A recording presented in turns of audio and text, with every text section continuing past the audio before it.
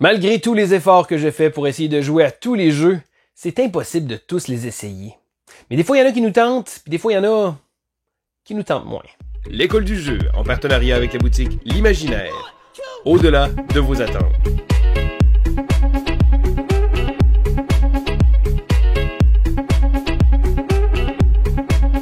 Bonjour et bien l'école du jeu, mon nom est Sylvain et on se retrouve pour une seconde vidéo top 6. Donc hier, je vous ai présenté une vidéo spéciale du top 6 des jeux que je n'avais pas joué et que j'aurais vraiment envie de le faire. Et quand j'ai fait cet exercice-là, donc une vidéo qui avait été d'ailleurs votée par nos Patreon, si jamais ça vous intéresse de nous supporter, vous pouvez le faire en regardant dans la description de la vidéo. Mais en faisant l'exercice, donc sortir les jeux que je n'avais pas joués, je me suis rendu compte qu'il y a certains jeux que j'avais comme moins envie. Puis là, je me suis dit, tiens, je vais faire un 2 dans 1. Donc, proposer une vidéo des top 6 que j'ai envie de jouer et l'autre que j'ai moins envie.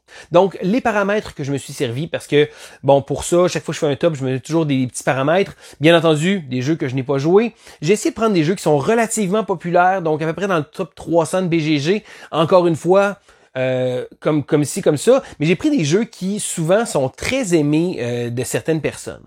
Et là, c'est basé uniquement sur mon opinion personnelle et savez-vous quoi? C'est une opinion qui est tellement, mais tellement pas fiable parce que la plupart de ces jeux-là, c'est des jeux que je me suis pas tellement renseigné. J'ai juste vu un peu, je me suis dit, ah, non, ok, ça me tente pas. Donc, c'est aucunement des jeux que je trouve mauvais de par leur mécanisme parce que la plupart de ces jeux-là, je me suis pas assez renseigné sur le jeu. Encore une fois, vous voulez me convaincre qu'un de ces jeux-là est vraiment à jouer? Marquez-le dans les commentaires parce que ça se peut que ça soit des jeux qui sont très aimés de beaucoup et peut-être que c'est juste, ça me prend juste un petit coup de motivation pour pouvoir m'arrêter, d'écouter 3-4 vidéos sur le jeu et dire « Hey, finalement, ça a l'air bon ça! » Parce que vous savez, hein, il y a tellement de jeux qui sortent qu'on peut pas se permettre d'être intéressé par tous les jeux de société. Et encore une fois, je pense que dans cette liste-là, ça risque de me faire plus de tort que de bien parce que vous risquez de me convaincre de vouloir me renseigner sur ces jeux-là. Donc, sans tambour ni trompette, on y va avec mon top 6 des jeux que je n'ai pas joués, mais j'ai pas vraiment envie. Pour l'instant.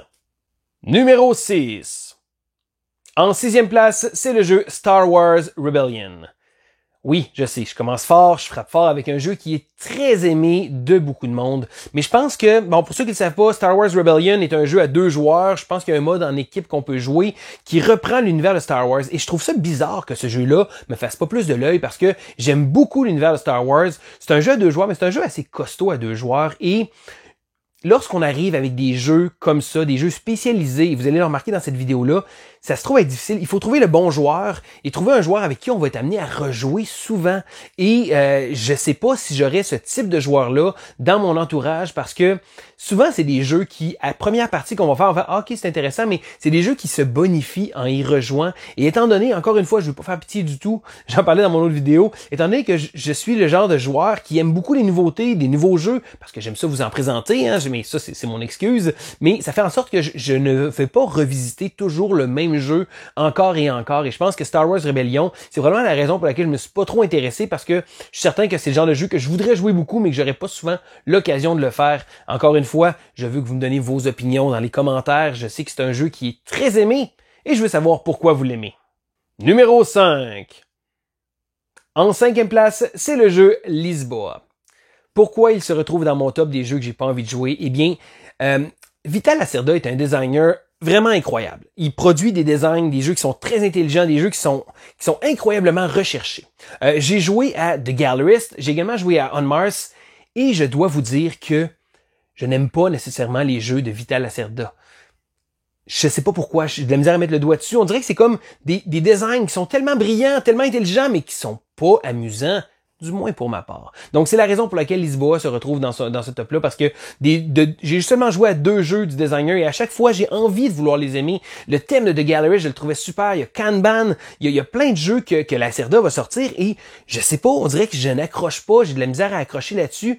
Lisboa, je l'ai choisi parce que bon, c'était un qui était le ranké le plus haut sur BGG, mais encore une fois, j'ai comme pas envie de me donner ce travail-là, d'apprendre le jeu, de me le faire enseigner pour probablement jamais y retourner. Donc, c'est la raison pour laquelle il est dans mon top. Et celui-là, je pense pas que je vais l'essayer. Numéro 4.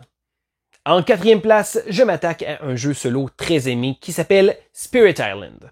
Spirit Island est un jeu coopératif qui se joue, qui se peut jouer à plusieurs, mais qui est très, très, très réputé dans les cercles des gens qui aiment les jeux solo. C'est un jeu qu'on va voir souvent se retrouver dans le top des listes, et pour une raison que j'ignore, j'ai jamais décidé de l'essayer, j'ai jamais décidé de l'acheter, et je trouve que le jeu a de l'air d'être trop de travail pour qu'est-ce qu'il va nous apporter. Donc c'est un jeu avec une difficulté très élevée, et encore une fois, je lève mon chapeau à des jeux coopératifs qui ont une bonne difficulté, parce qu'un jeu coop que je gagne immédiatement, j'ai comme pas envie d'y retourner. Tandis que Spirit Island a ça pour lui, c'est un jeu difficile, mais que les gens semblent apprécier énormément.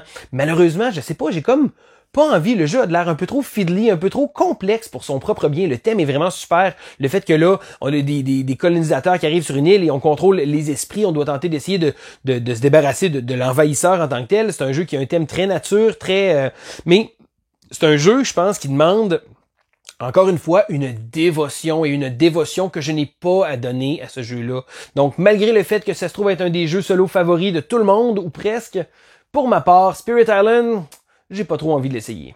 Numéro 3. En troisième place, je vais toucher à une corde sensible pour notre ancien collègue Vince sur la chaîne War of the Ring.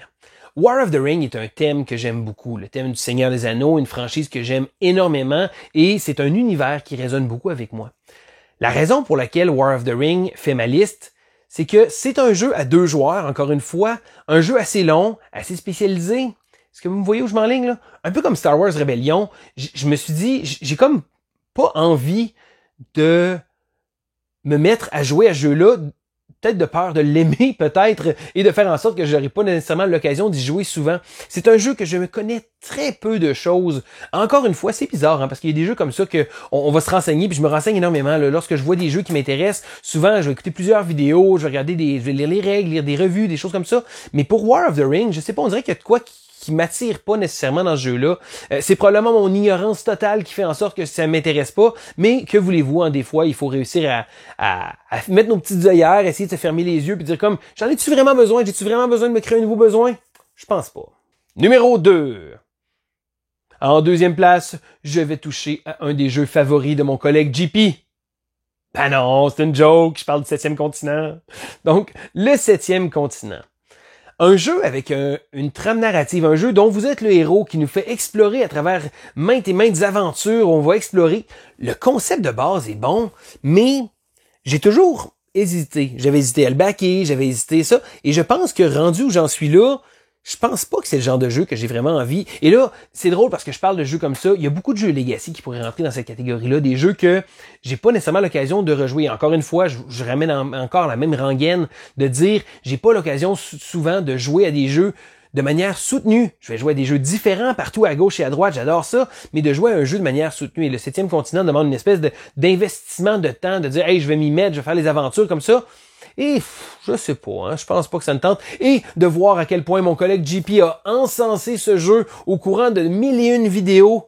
Si vous suivez la chaîne, vous savez de quoi je parle. JP est pas vraiment le fan numéro 1 du 7e continent. Moi, je n'y ai pas joué. Donc, c'est certain, encore une fois, je sais qu'il y a beaucoup de gens qui adorent ce jeu-là. Je pense que moi, c'est juste l'investissement de temps que j'ai pas vraiment envie de mettre. Et c'est la raison pour laquelle il se retrouve dans mon top. Numéro 1. En première place, je touche à une vache sacrée des board games. C'est le jeu Twilight Struggle. Twilight Struggle est un jeu de cartes à 2 joueurs asymétrique. Donc, les 2 factions, les 2 côtés vont se jouer de manière complètement différente. C'est un jeu à thème très politique, un jeu de gestion de cartes.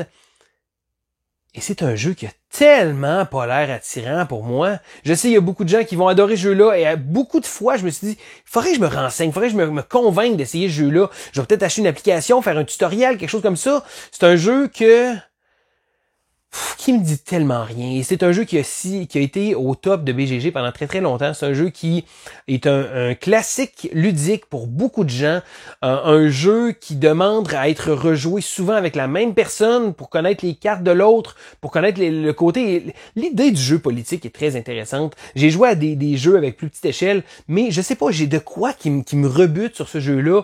Je sais pas, le jeu ne me tente juste pas. Et c'est probablement un excellent jeu. La preuve, il serait pas au top de BGG pendant si longtemps que ça si c'était un mauvais jeu. Non, c'est pas du tout ça. C'est juste que moi, j'ai tellement pas le goût de me lancer dans ce jeu-là. Je le regarde, puis je suis comme, ça me dit rien. Tu sais, vous savez, quand on regarde un jeu, puis ça me tente même pas de m'y renseigner, ça me tente même pas de me convaincre à l'essayer. Pourtant, je me suis dit pendant très très longtemps, tout le monde en parle en bien, faudrait que j'essaye. Ben, savez-vous quoi? J'ai pas envie de l'essayer. Basé sur absolument rien, mis à part le feeling que j'ai intérieur, c'est probablement un excellent jeu, mais pas un jeu que je vais mettre sur la table. Et voilà, ça fait le tour de mon top 6 et probablement le top 6 avec le moins d'arguments que j'ai jamais fait de ma vie parce que c'est tous des jeux que je n'ai pas joués et que souvent je me suis pas vraiment renseigné. Donc encore une fois, j'ai pas de les mettre dans les commentaires pour me dire à quel point que j'ai tort de ne pas avoir essayé ce jeu-là. Et pour une fois, vous avez probablement entièrement raison parce que de tout ce que je vous ai nommé, il n'y a pas grands arguments qui tiennent vraiment la route pour moi, mis à part des fois le fait que j'aurai pas l'occasion d'y jouer. Mais ça me fait toujours plaisir de sortir des vidéos qui sont un peu différentes, un peu originales. Et en même temps, moi-même, ça me fait faire un petit travail de recherche que je trouve toujours très, très agréable. Donc c'est Sylvain pour l'École du jeu et on se dit à la prochaine!